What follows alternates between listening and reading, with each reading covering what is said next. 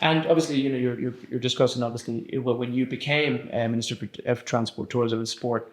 We're in a very different position now as a country, as you said, especially around money, with money.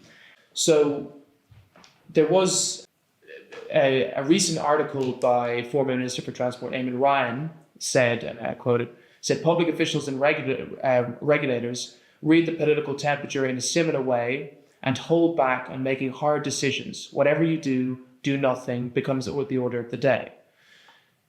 Do you think there is a relationship between, a lack of infrastructure and, I suppose, a political, the politics in a way? Politicians don't want to make the bold decisions to go against their constituents.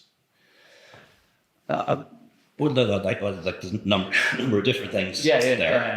There's officials and there's constituents, and they're not the same thing, obviously. As a politician, I was willing to go against my constituents. Refused to object to housing for more than 7 years, for example, and would have lost out as the consequence of that. And then was also willing to go against public opinion on a number of things. But you have to understand, every time you do that, your share price goes down, and it depletes your capital. So you can only do that so many times. Some politicians will never do it.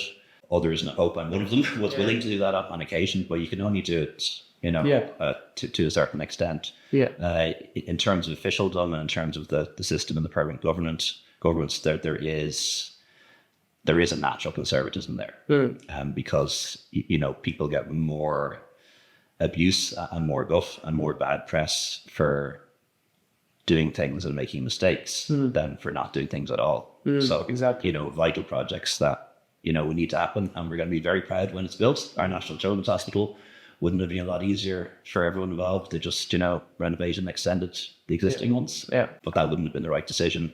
And we saw that with projects like the Dublin Port Tunnel. We saw that with projects like Terminal 2 in Dublin Airport, even Knock Airport. Does anyone regret these decisions? No. But the people who pushed them and advocated for them, had to put up with a lot of trouble and a lot of hassle. Exactly, yeah.